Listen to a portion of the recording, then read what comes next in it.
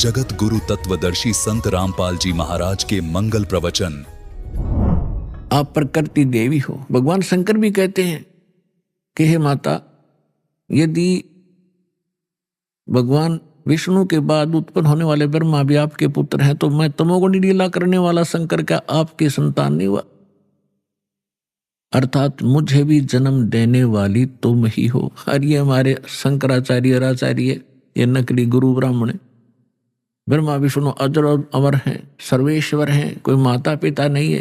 खाक पढ़ा इन्हें सदग्रंथों को।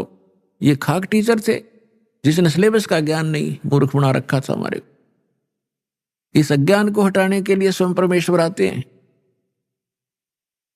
चारों युग में मेरे संत पुकारे, को के कहा हम हेल रे, हीरे माणक मोती बरसे, ये जग चुगता ढेल रे।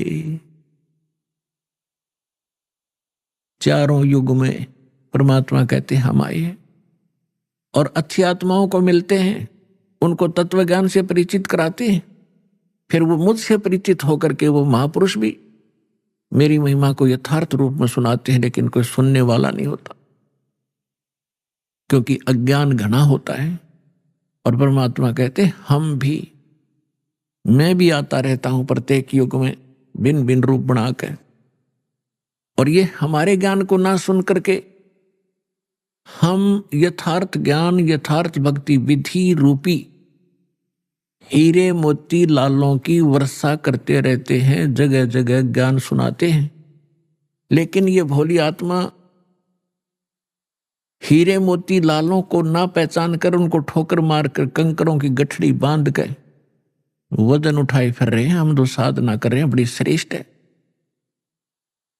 गीता अध्याय नंबर 16 के श्लोक 23 और 24 में स्पष्ट कर दिया है कि शास्त्र विधि को त्याग कर जो मनमाना आचरण करते हैं, मनमानी पूजाएं करते हैं, उनको न तो सुख होता है, न उनका कोई सिद्धि प्राप्त होती है, और न ही उनकी गति होती है। फिर साधना करते किस लिए? अब जैसे जितने भी हमारे धर्म गुरु हिंदू धर्म के क्या नाम देते, ओम नमः शिवाय, ओम नमः भगवते वासुदेव, हरे कृष्ण राधे राधे श्याम मिला दे, राम राम हरे हरे, सहस्रनामा विष्णु जी का, और घने चतुर और घने सुपीरियर मानते हो, कहते ओम ओम, बस ओम सबसे बड़ा नाम। तो पुण्यात्माओं, हरे राम हरे कृष्ण किसी भी सदग्रंथ में मंत्र नहीं, ओम नमः शिवाय किसी ग्रंथ में नहीं, ओम नमो भगवते वासुदेव किसी ग्रंथ में नहीं। जो शास्त्र अनुकूल साधना है वो परमेश्वर ने स्वयं आकर बताई है और अपनी उन प्यारी आत्माओं को बताई है, और उनको थोड़ी हिदायत दे दी थी कि जब तक इस कलयुग के अंदर ये बिजली पीढ़ी का समय नहीं आवे, इसको डिस्क्लोज ना करना, लिख देना। लिख रखे सभी महापुरुषों ने अपने अमृतवाणी में एफिडेविट लिख रखे हैं कि हम ये जाप करा करते हैं, ये मंत्र श्रेष्ठ है, इसी से मोक्ष संभव है। लेकिन सिलेबस को समझना स्टूडेंट के स्तर का काम नहीं है। पढ़ भी लेगा तो उसको समझ नहीं सकता, अप्लाई नहीं कर सकता। इसलिए टीचर गुरु की आवश्यकता होती है। तो जो गुरु रूप में परमात्मा आए थे, सतगुरु रूप में, फिर जिन महापुरुषों से मिले थे उनको अधिकार दिया था ज्ञान सुनाने का, और फिर अब इस दास को भेजा है इस पूरे कंप्लीट कोर्स को आप तक पहुंचाने के लिए, आपका मोक्ष कराने के लिए। क्योंकि अब वो समय आ गया, नहीं तो इस दास से बड़े बड़े महापुरुष पहले हुए हैं, लेकिन वो समय नहीं था, क्योंकि आप अशिक्षित थे। और अशिक्षा का लाभ नकलियों ने हमारा उठाया, ये संस्कृत बोलते रहे। हमने सोचा बड़े विद्वान हैं, इन्होंने खूब जाना होगा सदग्रंथों को। हमने परमात्मा को भी ठुकरा दिया, जिसमें 600 वर्ष पहले वो आकर ये ज्ञान सुनाया करते थे, जो आज सभी सदग्रंथों में ज्यों का त्यों पाया। तो पुण्यात्मा, 100 शुक्र मनाना उस परम पिता के। वहां ये आए, यहां आकर के उन्होंने कितने कष्ट झेले हमारे लिए।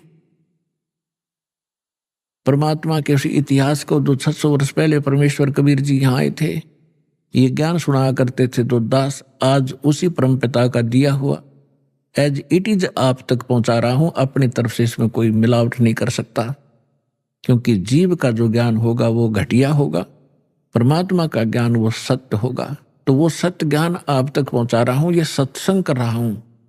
परमात्मा ने सत्संग किया था या उन महापुरुषों ने जो भगवान से मिले थे, लेकिन उनको रिजेक्ट कर दिया हमने, क्योंकि हम बालक थे, हम अशिक्षित थे, अनजान थे। आज परमात्मा ने आपको अक्षर ज्ञान कराया। ये अक्षर ज्ञान आपके लिए विष है। बेशक आप कितने विद्वान पाक गए हो, डॉक्टर, इंजीनियर, जज, वकील बन गए हो, भगवान की भक्ति नहीं है तो खाक है ये। एक रोजी रोटी तो कहीं चला ले इंसान, कल मृत्यु होगी, गधा अपने कुत्ता बन के खाज लग गए, और क्या खाओगे फिर? आपको केवल इस ही जीवन का ज्ञान है, आपको भविष्य का, आगे का नहीं। आगे के ज्ञान बिना ये खाक ज्ञान है फिर। तो ये ज्ञान देना जरूरी था। मालिक को मालूम था कि बिगड़ेंगे ये। अहंकार हो गया आपके अंदर, 2 कौड़ी का 2 छोटा सा पोस्ट मिल जाए, फूला नहीं समाता, और कल मृत्यु होकर गधा बन जाए, क्या क्या रे माटी होती है उसकी। और पहले आप देखो पिछले इतिहास उठा के, हमारे पूर्वजों के कितने विनम्र थे, कितनी दया थी उनके अंदर, कितने नेक विचार थे। और आज हम किस स्तर पर पहुंच चुके, इस विद्या की देन है। लेकिन मालिक को मालूम था कि मेरा ज्ञान ऐसा है, इनको फिर सेट कर देगा, लेकिन शिक्षा प्राप्त हुए बिना ये मुझे समझ नहीं सकते, इनका कभी कल्याण नहीं हो सकता। इसलिए आपको ये अक्षर ज्ञानदाता ने अनिवार्य समझा, तभी आपसे काने नहीं दिया, निस आग को आपके निकट नहीं आने दिया, 4 युग चले गए। अब इसका हम फायदा उठाएंगे। अब हम बकवादों में चल पड़े, टीवी देखते हैं, बेहुदे ढंग के कपड़े पहनते बहन बेटियां भी, और इसको बड़ा विकास मानते हो, अच्छे घरों की लड़कियां हैं, ये खाक है। ऐसे कार्टून बनकर निकलती हैं घर से, लड़के भी लड़कियां भी। तो इस विद्या की देन है ये।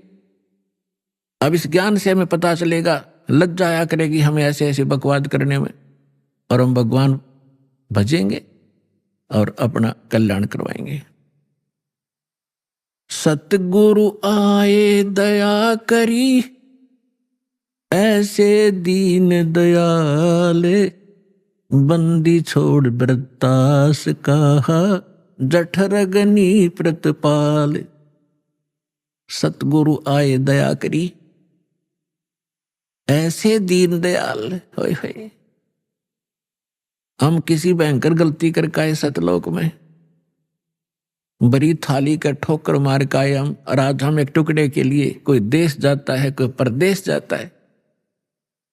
उसके लिए गरीबदास साहिब जी कहते हैं, उत्तर दक्षिण पूरब पश्चिम फिरदा दाणे दाणे नो, सर्व कला सतगुरु साहिब की, हरि आए हरियाणे नु।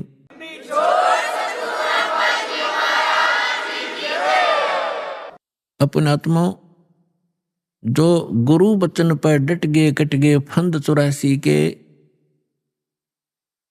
भाई जो गुरु बचन पर डट गए कट गए फंद 84 के, भाई जो गुरु बचन पर डट गए कट गए फंद 84 के, कट गए फंद 84 के, रकट गए फंद 84 के, भाई जो गुरु बचन पे डट गए रकट गए फंद 84 के।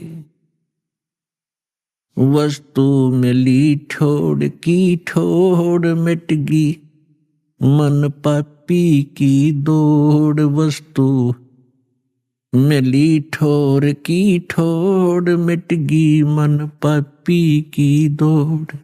ये भरम मिटे मथुरा काशी के, भरम मिटे मथुरा काशी के, भाई जो गुरु बचन पे डट गए रकट गए फंद 84 के। पुणात्मा, गुरु का वचन पालन करना इस भक्ति मार्ग में अति अनिवार्य है। और गुरु केवल वही ज्ञान और वही आदेश देता है जो आपके हित में होते हैं। एक भक्त कह रहा था जी,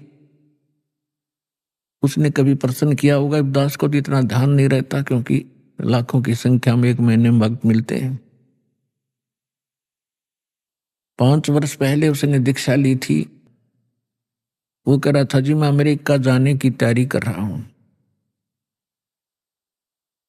तो उसने अभी बताया, कहने लगे जी आप ये बोले कि भाई आड़े यही अमेरिका बना दूंगा जब तू विश्वास करेगा तो वो आज बता रहा था जी मुझे ऐसे दया कर दी दाता ने, समय पर टूक नहीं था, कर्जा सिर पर बहुत गना था, आज सारा सुख दे दिया और यहीं पर बढ़िया काम चला दिया। तो पुण्यात्माओं, गरीबदास साहब जी कहते हैं पूर्व पश्चिम उत्तर दक्षिण तू फिरदा दाने दाने नु, और सर्व कला सतगुरु साहिब की हरियाए हरियाणे नु। मालिक ने पहचान कर धक्के खाते फिरते हो तुम, लगो एक बार भक्ति पर, सारे सुख दे और मोक्ष भी देगा आपको।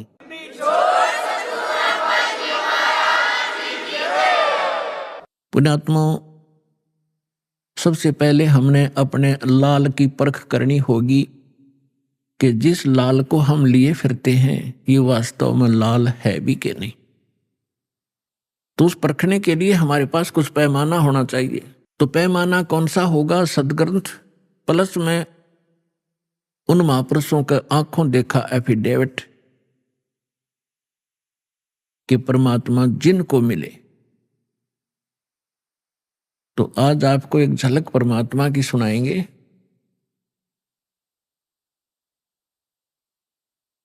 परमेश्वर कबीर जी के प्रगट के विषय में बहुत सी भ्रांतियां समाज में इन नकलियों ने फैला रखी है।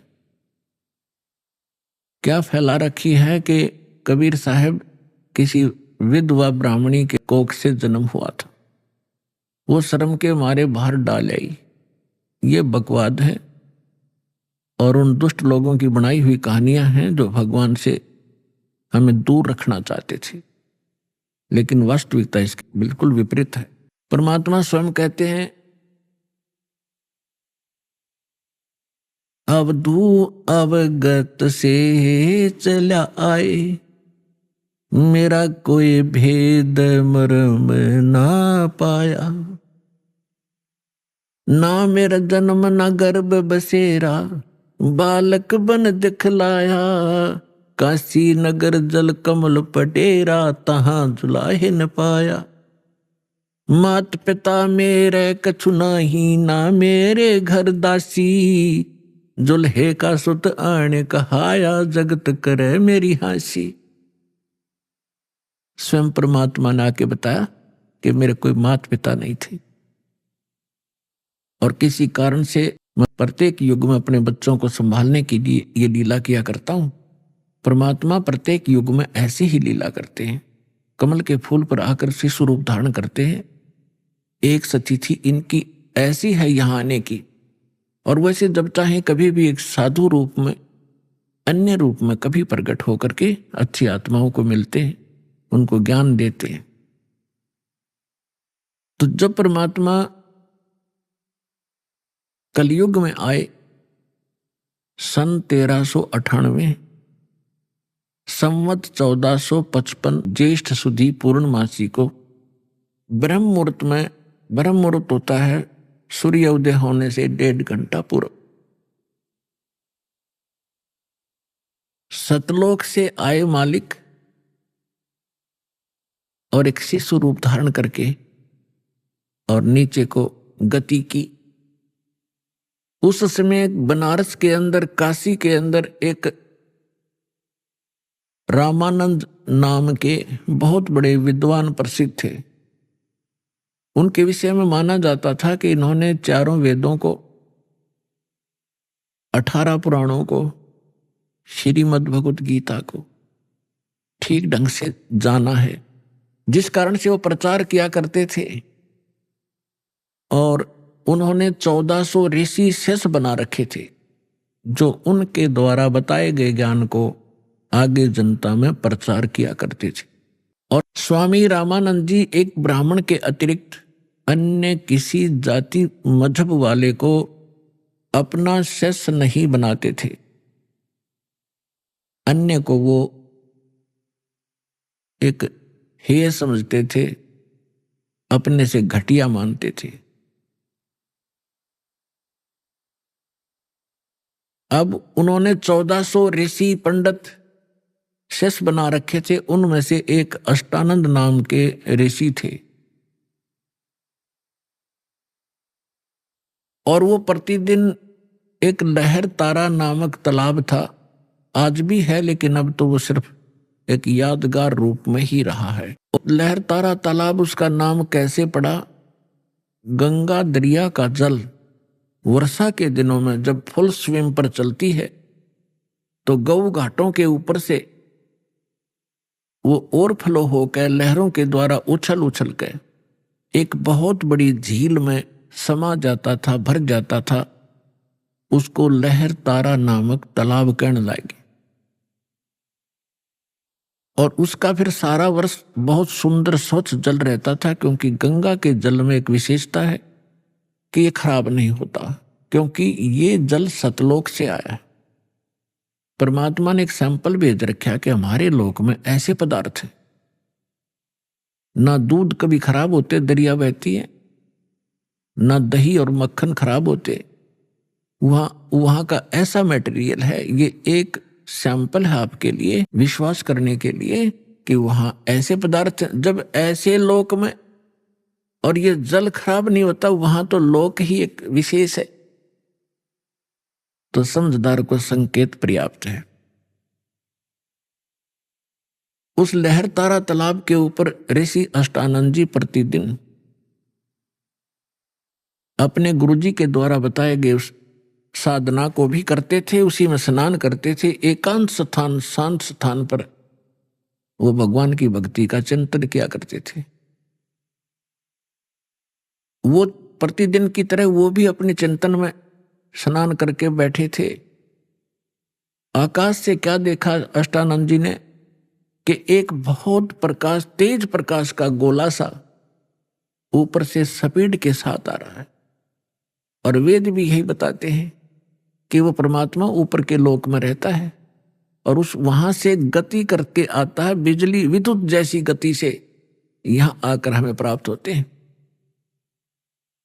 अष्टानंद जी ने देखा कि बहुत तेज प्रकाश, कभी देखा नहीं ऐसा।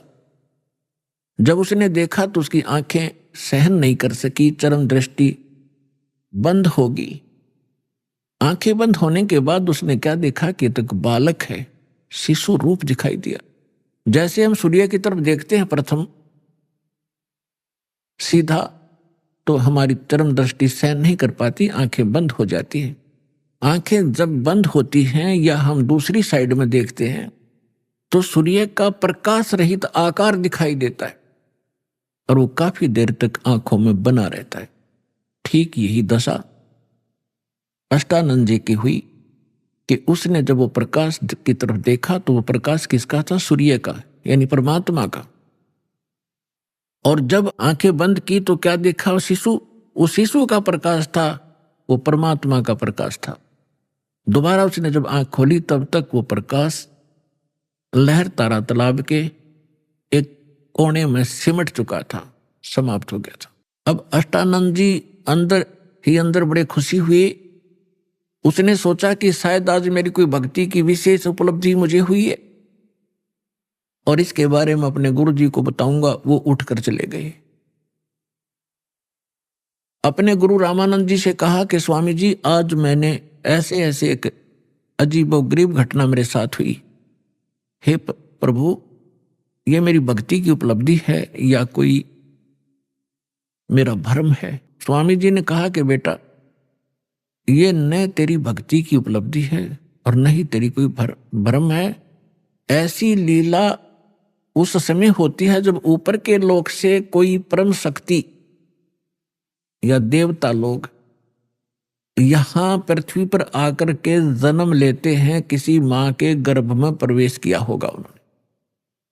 ये तारे से जब टूटते हैं तो उसने बताया कि ऐसे लक्षण हैं और वो कुछ दिनों में यहां इस काशी बनारस में किसी माँ से जन्म लेकर के वो दिव्य शक्ति अपना कोई कार्य करने के ऊपर के लोगों से आते हैं। अब जितना स्वामी जी ने ज्ञान था अपने शिष्य का समाधान किया, शिष्य संतुष्ट हुआ।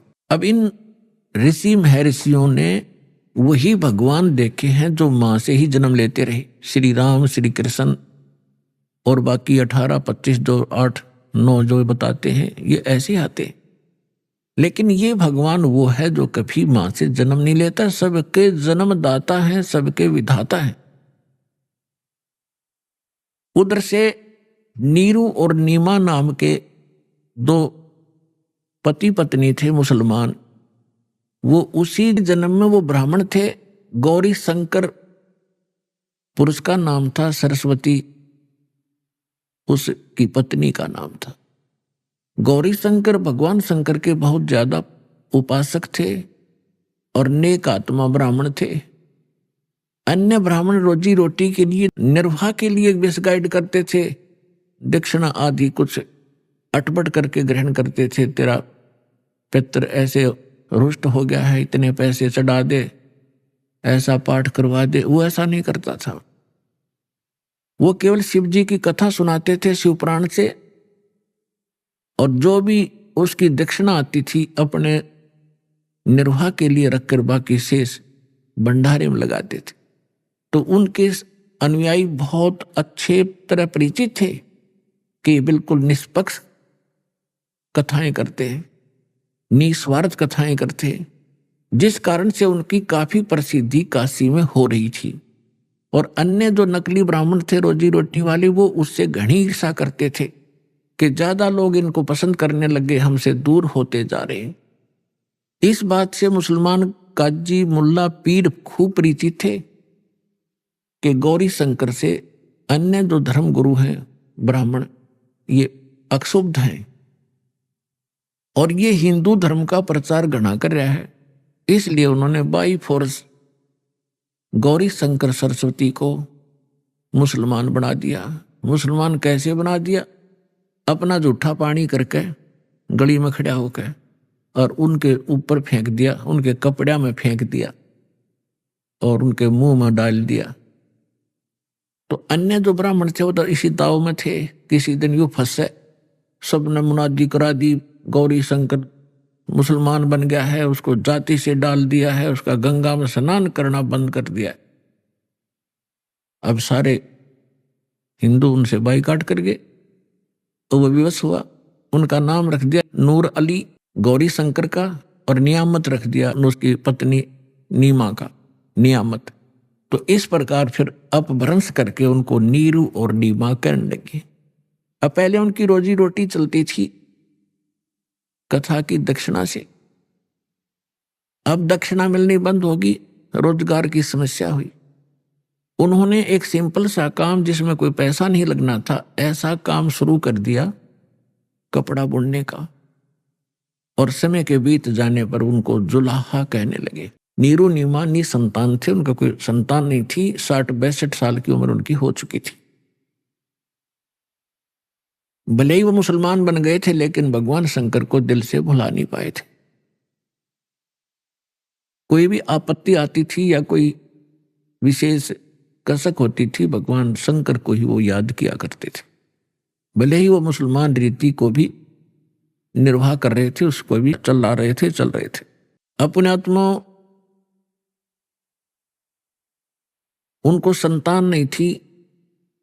अब जो उस समय एक ऐसी धारणा समाज में फैला रखी थी नकली ब्राह्मण गुरुओं ने कि जिसका संतान नहीं वो सबसे निकम्मी आत्मा है, उसकी सुबह सुबह दर्शन भी नहीं होने चाहिए।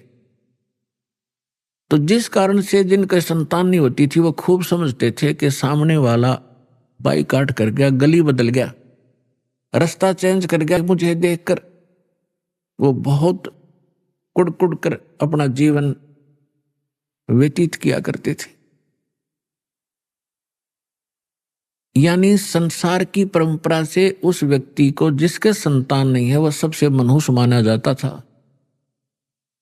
और भगवान के अध्यात्म ज्ञान के आधार से वो परिवार, वो दंपति वो पति पत्नी एक नंबर के हंस और पुण्यात्मा होते हैं।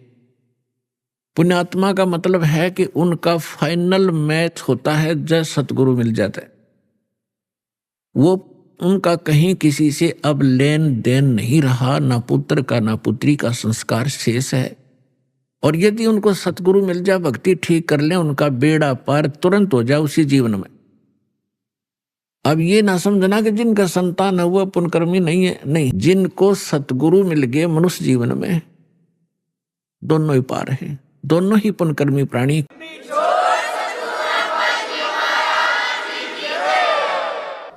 जैसे एक समय सुखदेव ऋषि 12 वर्ष के बाद मां के गर्भ से जन्म लिया, 12 वर्ष की आयु पेट में हो गई थी उसकी। पुण्यात्मा, ये कुछ आध्यात्मिक ऐसे पॉइंट होते हैं जो वर्तमान के इन वैज्ञानिकों का गले उतरे नहीं, पर लेकिन गले ना उतरे तो बेशक, लेकिन वह बात झूठ नहीं हो सकती। 12 वर्ष की आयु का जब मां के गर्भ से बाहर आया, आते ही उठकर चल पड़ा। व्यास जी का पुत्र था, व्यास जी की पत्नी से उसका जन्म हुआ था। तो व्यास जी इंतजार करते थे, विद्वान पुरुष थे, कि कोई अच्छी आत्मा है जो 12 वर्ष तक माँ के गर्भ में, माँ को मालूम भी नहीं, इतना कोई पीड़ा नहीं हो रही है। इस आशा से उसने कहा कि बेटा बेटा, लेकिन सुखदेव ऋषि ने पीछे मुड़कर नहीं देखा, अपने पिता की शक्ल भी नहीं देखी। चलते चलते कह रहा है कि पिताजी, कि हे ऋषि जी, व्यास जी कह रहे हैं कि पुत्र, मैंने तेरी 12 वर्ष इंतजार करी, मुझे अपना शकलता दिखा दे एक वे। वो पुत्र मोह में घना वश हो रहा था। तो ऋषि जी कहते हैं, चलते चलते सुखदेव कहते हैं कि ऋषि जी, ना जाने कितनी बार तू मेरा बाप हो लिया और ना जाने कितनी बार मैं तेरा बाप हो गया। ये बहुत बूढ़ी बीमारी है, इबका मैं अपना पीछा छुटवाऊंगा और मैं ना देखूं तेरी और कहीं मेरी ममता तेरे में फंस ना जा। यूं कहकर आकाश में उड़ गया, दूसरी जगह जाकर प्रकट हो गया। वहां जाकर अपनी और नालापा काटी। कहने का भाव ये है, फिर सुखदेव ऋषि ने कहा था कि एक लेवा एक देवादूतम, कोई किसी का पिता नहीं पूतम। ये ऋण संबंध जुड़ा एक ठाठा, अंश में सब 12 बाट। ये तो एक दूसरे का संस्कार है, कोई देने आ रहा है, कोई लेने आ रहा है। जैसे आज हम संस्कार बढ़ा रहे हैं, कोई रिश्वत लेता है, आज वो रिश्वत ले रहा किसी से 1 लाख 1.5 लाख रुपए, अगले जन्म में वो दामाद बनकर लड़की भी ले जाएगा और वो पैसे भी लेगा। बिरान माटी होगी फिर हमारी न्यू, फिर यह गधा बनकर देना पड़ेगा, किसी की भैंस बनकर देना पड़ेगा, फिर दूध नहीं दे उसके इंजेक्शन लाओगे, दे लट्ठा लठरेंगे। तो अपने इस संस्कार को हम अब खत्म करेंगे।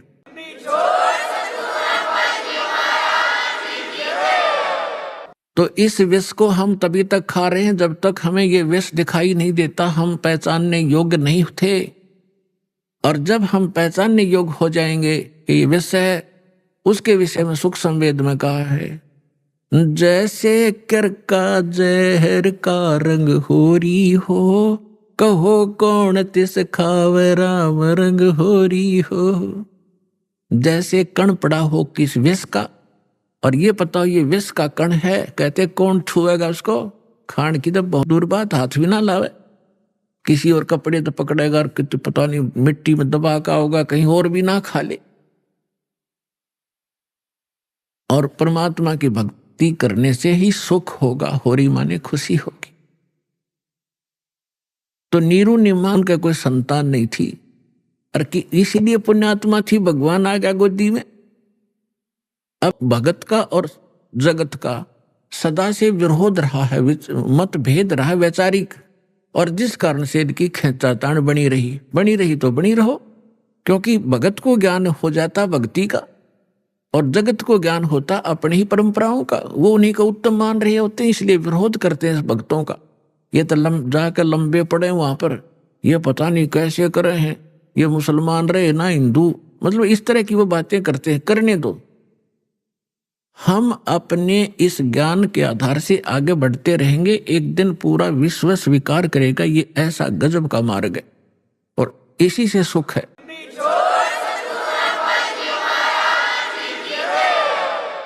पुण्यात्माओं, ये भक्ति युग आ गया। अभी तक हमने बतेरी बकवाद कर ली।